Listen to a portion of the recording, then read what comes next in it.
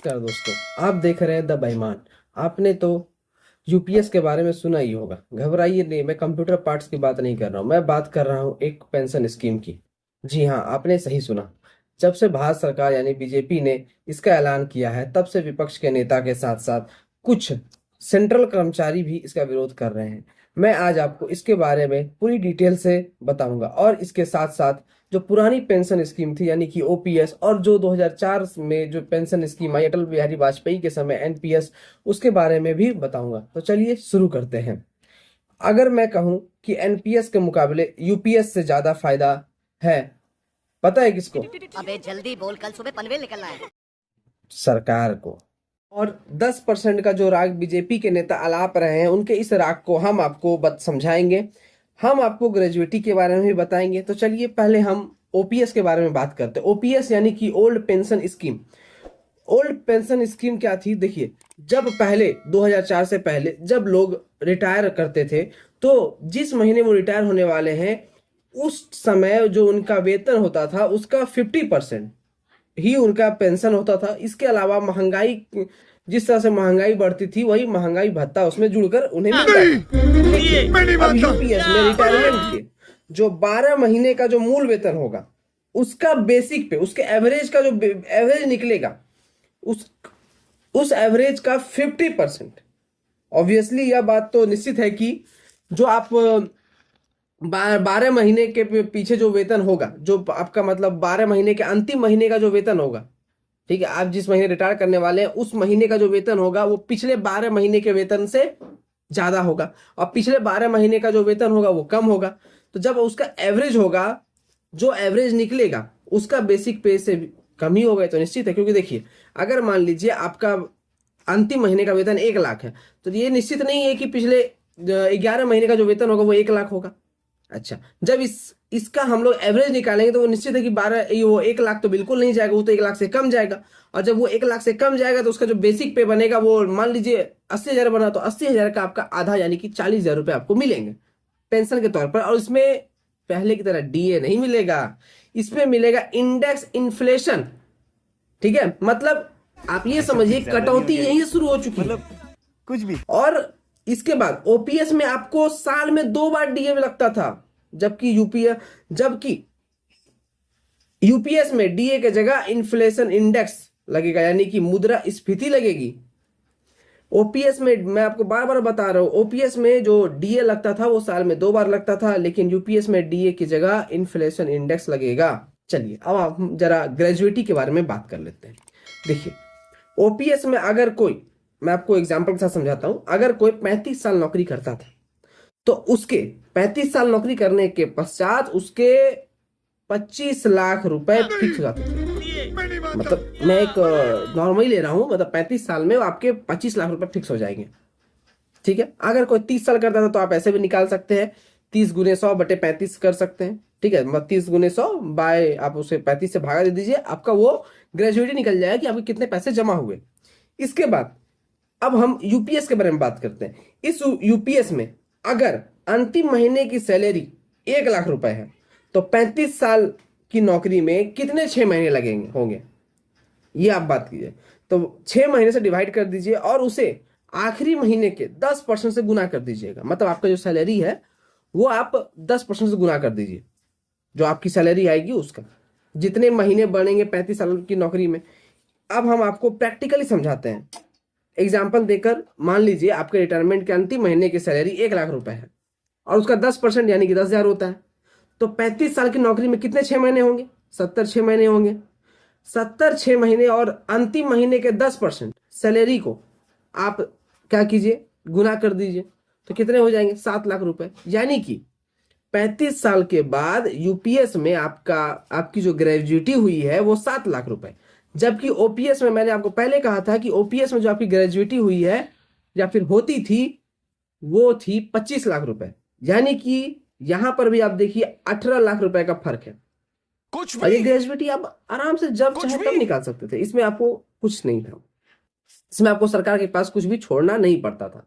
मैंने आपसे पहले भी बीजेपी के नेताओं के बारे में कहा कि केंद्र सरकार में जो बीजेपी अभी सरकार है, सरकार बनी हुई है, और जिस राज्य में बीजेपी की सरकार है वहां पर ये लोग यूपीएस को बहुत ही बड़ा चढ़ाकर बोल रहे हैं कि इससे सभी लोगों को फायदा होगा, सब कुछ होगा। उसके बाद वे 10%, 14% बोल रहे हैं। 14% जो पहले देते थे वो अब 18.5% हो गया है। इन सब चीजों को लेकर भी हम आपसे एक बार और मिलते हैं। देखिए, मैं तो 10% के बारे में बात करते। देखिए, ओपीएस में जब किसी कर्मचारी को वेतन मिलता था तो उस वेतन से कुछ भी पैसा सरकार को नहीं देना होता था उस।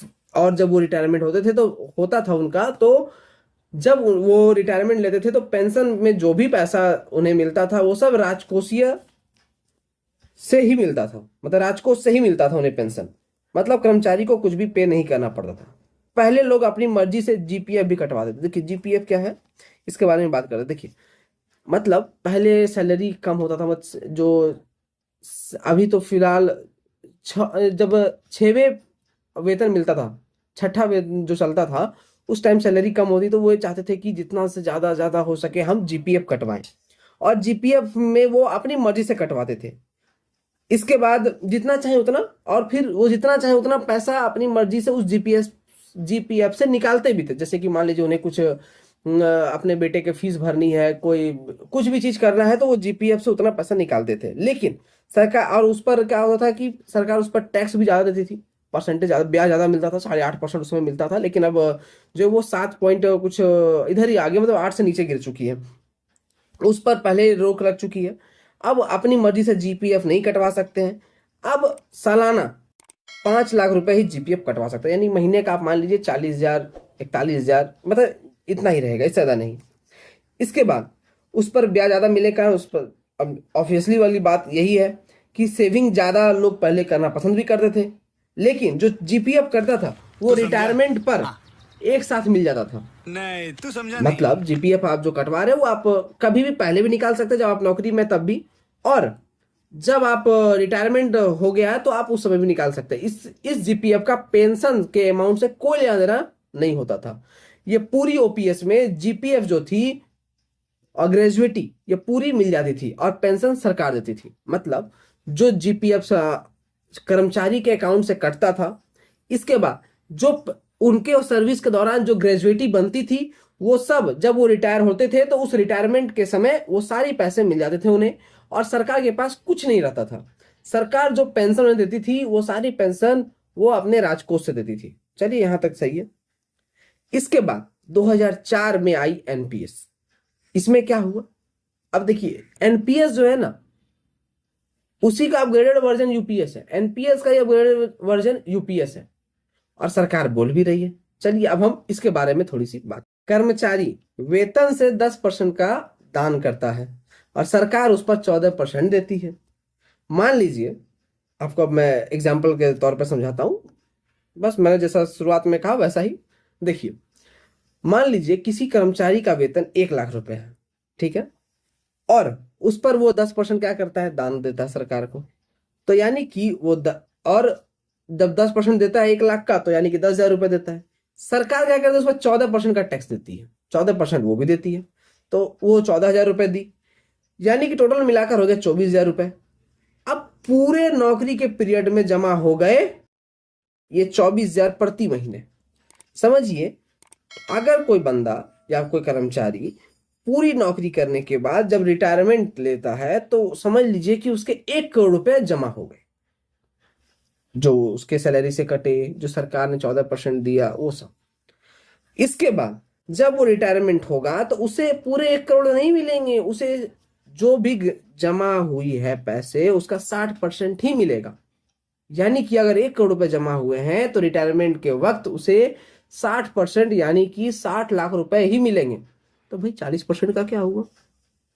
देखिए, 40% का सरकार क्या की, उन्होंने कहा कि जो 40% बचा है उसे सरकार क्या करती है, मार्केट में लगाती है।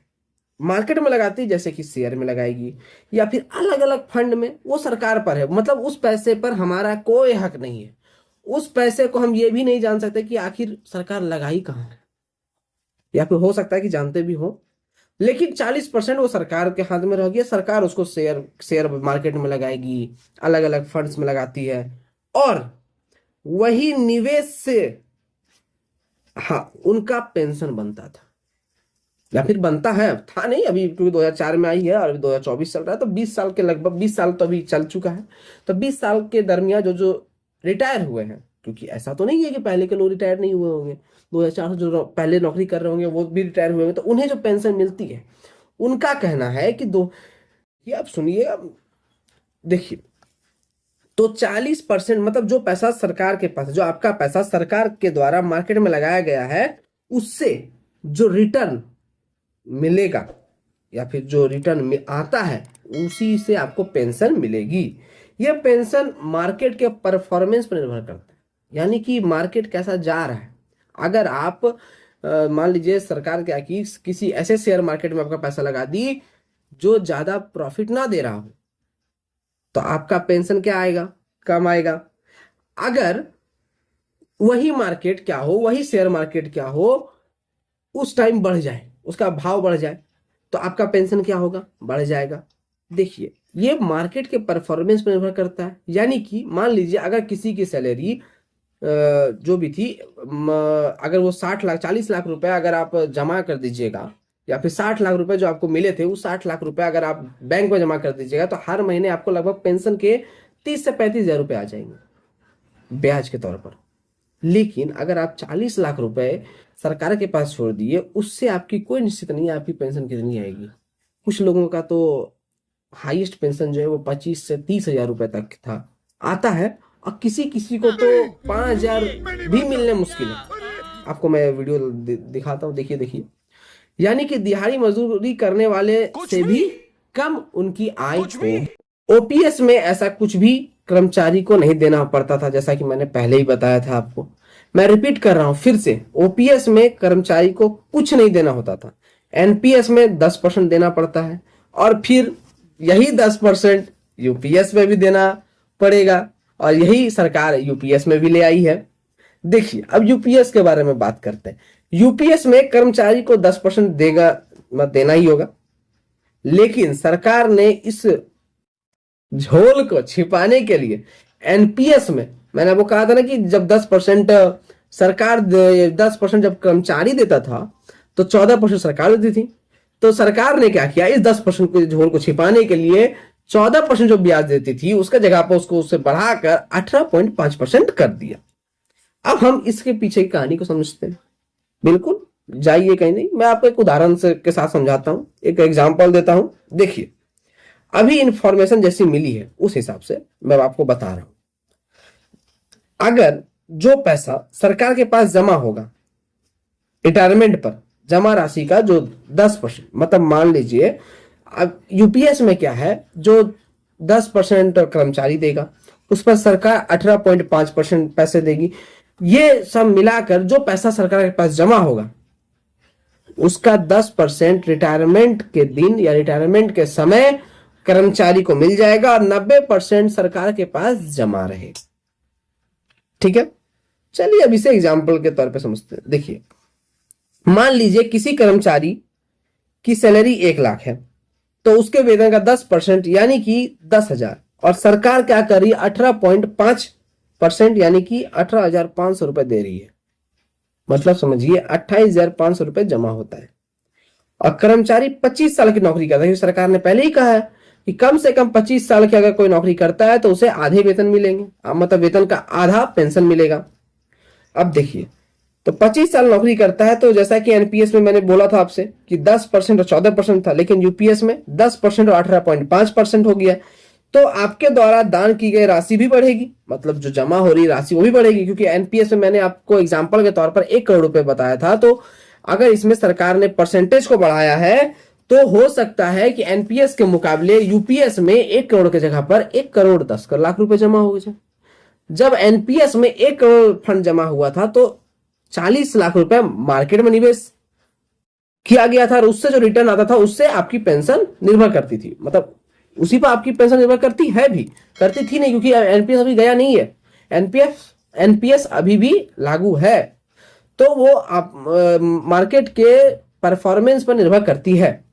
अब देखिए, तो हम लोग ऐसा करते हैं, यूपीएस में परसेंटेज तो बढ़ा दी सरकार ने, तो ऐसा करते हैं 1 करोड़ 10 लाख रुपए मान लेते हैं, और सरकार ने कहा है कि रिटायरमेंट के समय आपको सिर्फ 10% एक साथ एक मुश्त राशि मिलेगी, यानी कि 1,10,00,000 का 11 लाख रुपए ही आपको रिटायरमेंट के समय मिलेंगे, और जो 99 लाख रुपए बच गए वो सरकार के पास रहेगी। फिर सरकार आपसे यह भी बोल रही है कि हम आपकी अंतिम 12 महीने का जो एवरेज का 50% जो होगा वही आपको पेंशन के तौर पर देंगे। उसके बाद उसमें इन्फ्लेशन इंडेक्स के हिसाब से ऐड भी होगा। अगर सरकार का 18.5% जो वो ब्याज दे रही है यूपीएस में, अगर उसको हम लोग हटा भी दें तो लगभग सिर्फ आपने उस 25 साल की नौकरी के दौरान 30 से 40 लाख रुपए तो जमा कर ही दिए होंगे। मतलब मैं एक डाटा मतलब ऐसे ही बता रहा हूं, उसके लिए मैथमेटिकल बहुत करना पड़ेगा, तो मेनली आप समझिए कि अप्रॉक्स समझ लीजिए 30 से 40 लाख रुपए आपने जमा कर दिए। अगर आपने 25 साल की नौकरी की, यानी कि मान लीजिए अभी तो नौकरी मिलना मुश्किल हो रहा है, 40 साल में अगर किसी की नौकरी लगी और वो 25 साल अगर नौकरी कर रहा है, या फिर उसने 25 साल नौकरी किया है, 65 साल तो उसकी उम्र गुजर गई, या 60 से 65 साल में तो आप रिटायर हुए मान लीजिए, तो उसके बाद आपकी जीवन प्रत्याशा कितनी बची है ये तो भगवान के ऊपर है। अगर आपके 40 मतलब 99 लाख रुपए सरकार के पास ही जमा है तो उससे आपको क्या, अगर वही 99 लाख रुपए अगर आप किसी बैंक में रख दीजिएगा तो उसका आपको ब्याज मिल जाएगा उतना। तो हम आपको आशा करते हैं कि हम आपको ओपीएस और यूपीएस के अंतर को समझा सके, क्योंकि सभी कर्मचारी ओपीएस की मांग कर रहे हैं और पहले से ही कर रहे थे, अभी भी कर रहे हैं और पहले से ही कर रहे थे। इन 10 साल 2014 से लेकर अभी तक बीजेपी सरकार ने मतलब बीजेपी सरकार से लोग ओपीएस की मांग कर रहे थे, लेकिन उन्होंने एनपीएस के जगह पर यूपीएस ला दिया और उन्हें बहुत सारी आशा भी है, ठीक है, यूपीएस मिला। आशा करता हूं कि आप समझ गए होंगे आखिर कर्मचारी नेता इसका विरोध क्यों कर रहे हैं। नेता में जो है विपक्ष में वो विरोध कर रहे हैं, जो सरकार में वो विरोध नहीं कर रहे हैं, ठीक है। इसको लेकर और अगर हो और कुछ जानकारी मिलेगी तो मैं आपको आगे और दूसरी वीडियो भी बनाऊंगा और आपको आप तक ये पहुंचाऊंगा न्यूज। तब तक के लिए जय हिंद।